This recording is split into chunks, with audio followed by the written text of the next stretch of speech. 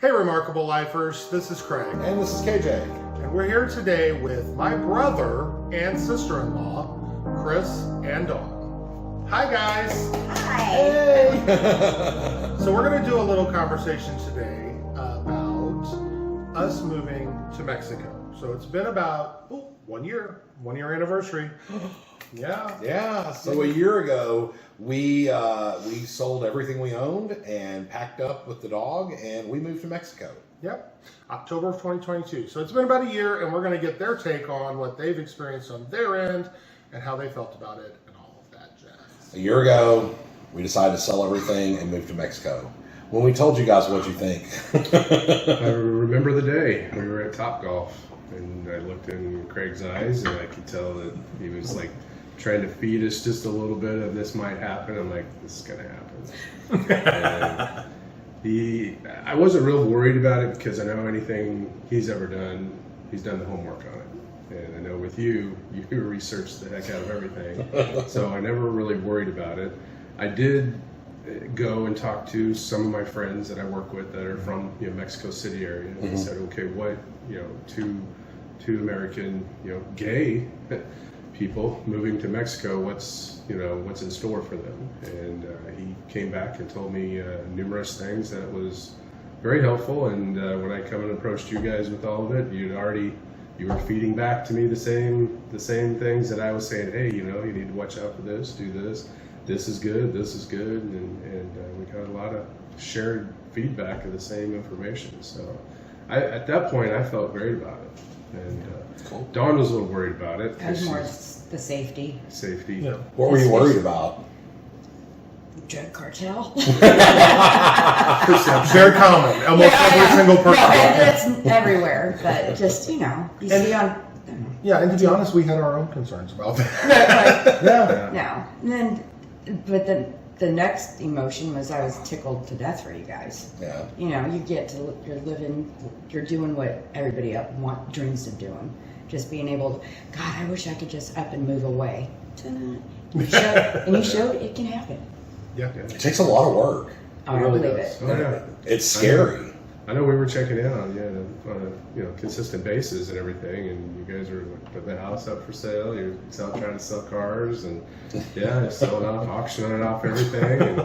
And You're like, they're doing this. And there's a lot of times I think you were telling me, about your money situation and everything, and talking to the financial planner and saying, hey, we can do this. We've looked at here, here, and here, and the money that we're going to get here, and with what we're looking at there, we're going to be fine for a couple of years there, and until we kind of figure everything out. Yeah. So we can get settled and not even have to dip into our life savings and stuff. Yeah. So that was encouraging. And we even talked about, well, what if it doesn't work for them? They've sold everything.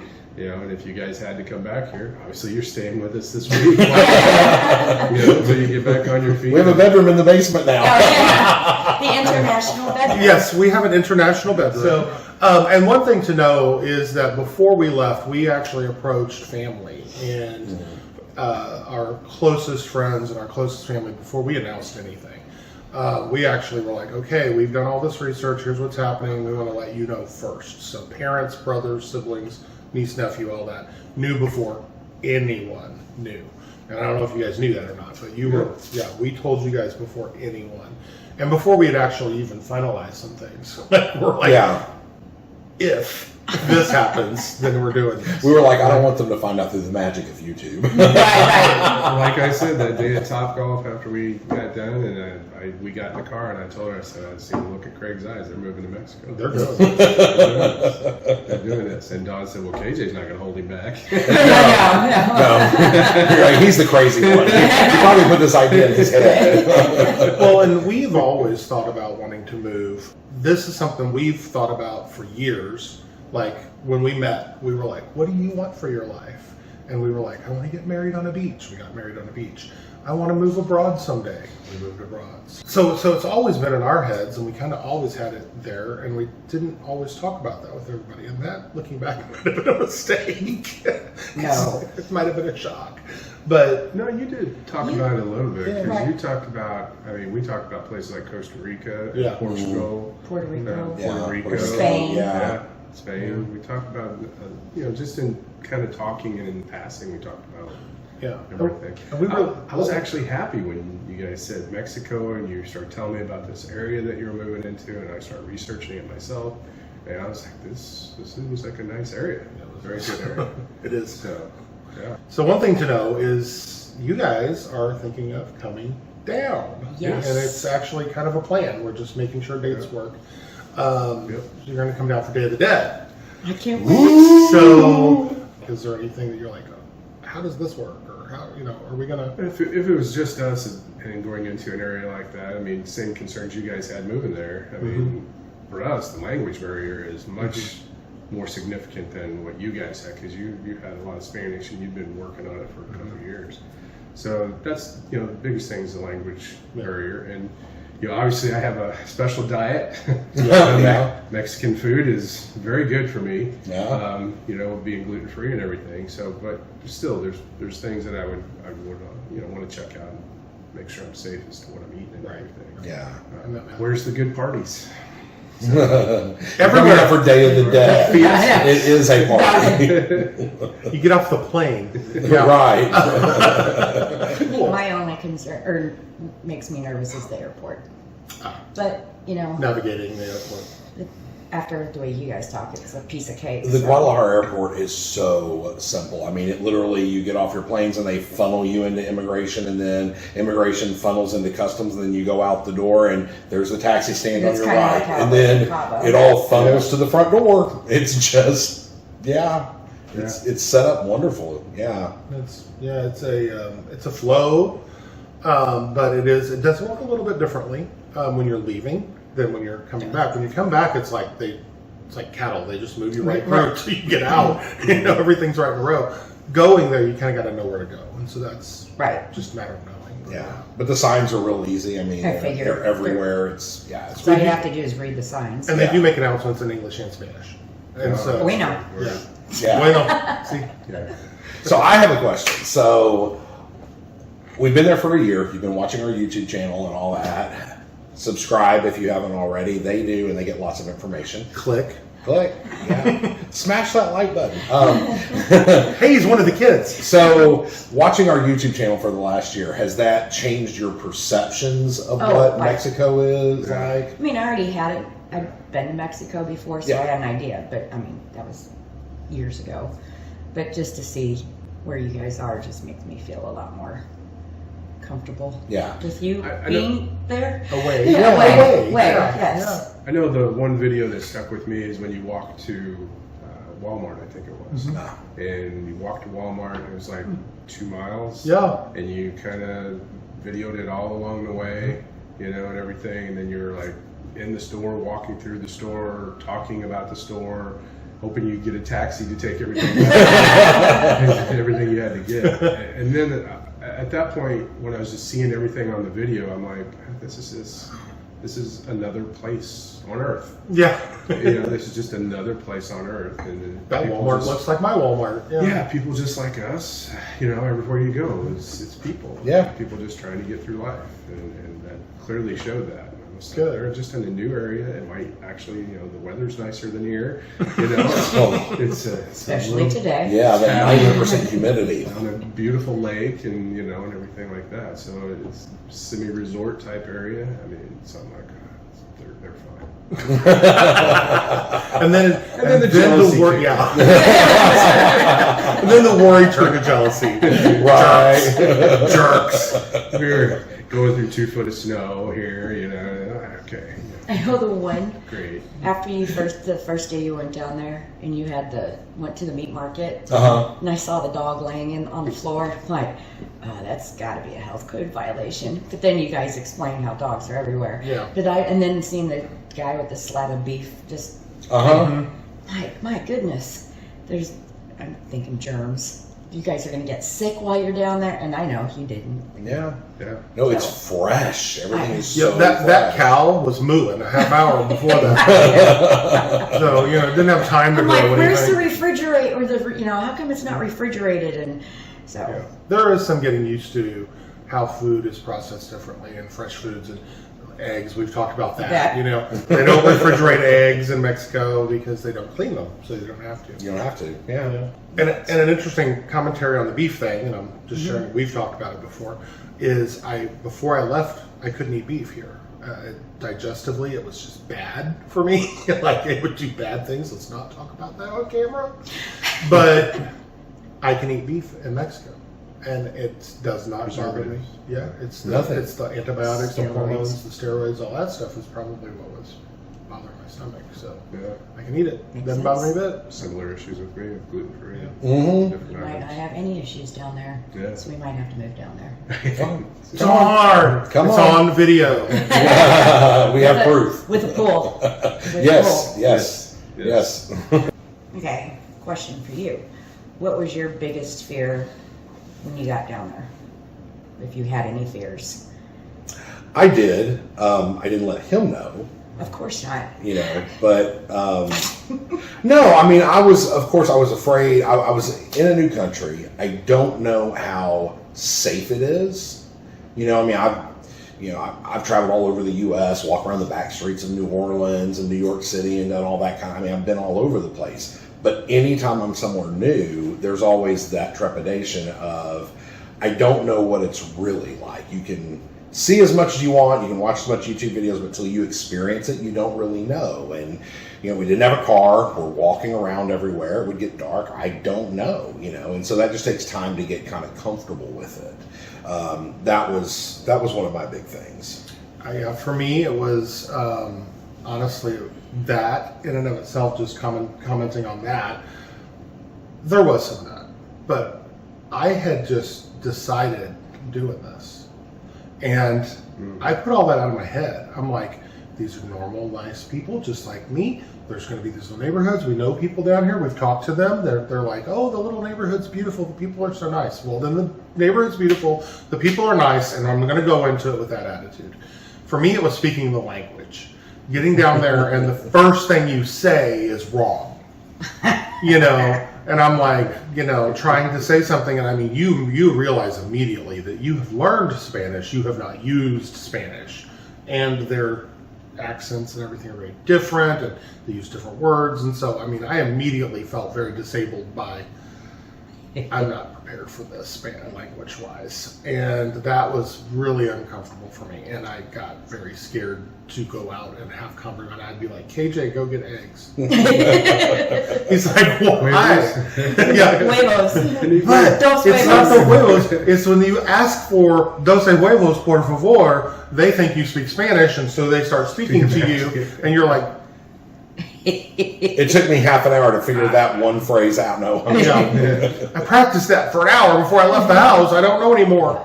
But, you know, that was a little uncomfortable for me. But, I mean, I dove in as best I could, and we went to, you know, conversational intercambio things that they do there and stuff to try to get more relaxed. And then I loosened up, and then finally I had a friend. Thanks, Alfredo. He's like, just talk. We know that you cannot speak Spanish, but if you're trying to talk, we can help you. You know, and he's like, just, the point is to communicate. And I'm like, okay, great. So I loosened up. But as far as like safety and stuff, I almost think I was a little naive. I knew that I was in that area, you know, I knew I was in a safe area, so I just went with it.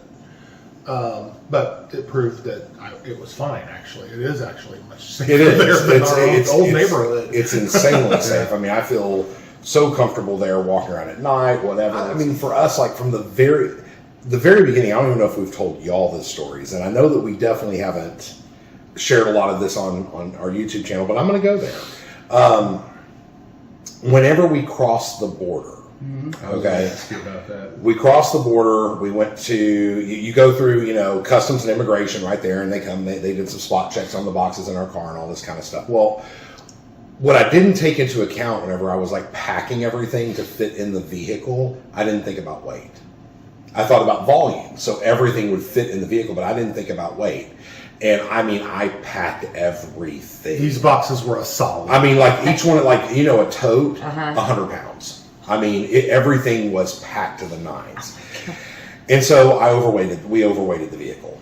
And so whenever you get into Mexico, what you guys probably aren't aware of is there's these things called topes, and they are speed bumps. Okay, and they're everywhere. Everywhere. They're not clearly, they're not clearly marked. They're just everywhere. And so the problem is this van was basically riding so low on the shocks that she told us, she was like, you know, whenever we start going, I know where the big topes are. You guys are going to have to get out of the vehicle, and I'll drive over, and then you get back in. Okay, no big deal. Well, the first one we came to was a government checkpoint.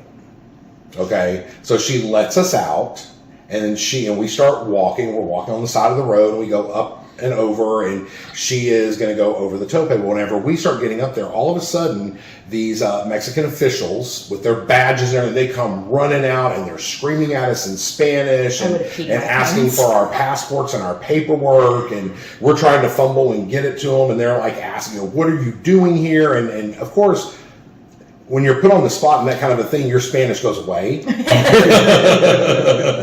And I'm trying to speak Spanish, I'm trying to communicate, and it's not working very well. We just kept pointing at her in the vehicle. And so they go over there, and she explains to them what's going on. And they basically chastise her, and they're like, this is a checkpoint with vehicles going through. You can't get out of the vehicle. You know, get back in the car and go on. And basically, it was less about, you know, the hoopla was less about what are you, you know, why are you here? What are you doing? Give me your ID. It was more like, why'd you get you're out? going to get killed. Get out. Yeah, that was the only time I really got worried, because it wasn't that you were flying into Guadalajara and had a 30, 45-minute drive to where you were going to be.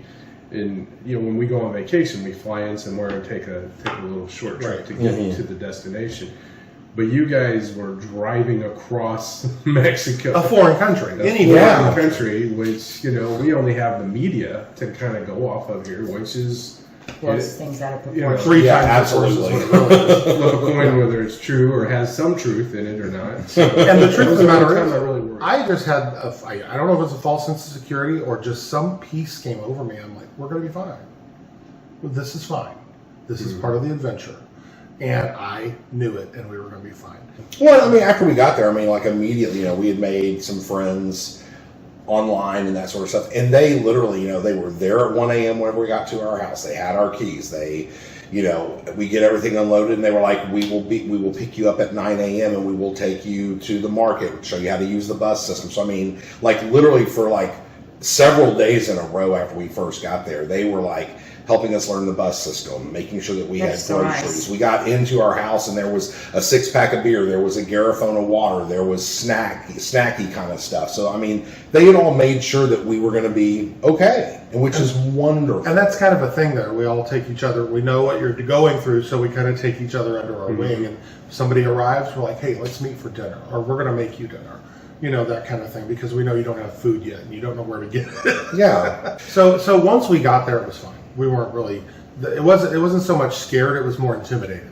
Yeah. You know, that's what it really boiled down to. Oh, this is new. You know. Yeah. The unknown. Yeah. And then we didn't have a car, so we're exploring everything on foot. Physically, it was challenging because we're not used to walking like that.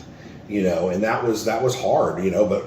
I can tell you, you know, from like whenever we were leaving, you guys have lost some weight. yeah, walking. Well, I mean, like whenever we were going down there, I had started to develop sciatica really bad. I mean, like there were nights where I would lay in bed and I couldn't fall asleep, and I'm just laying there and I'm in so much pain. It was horrible.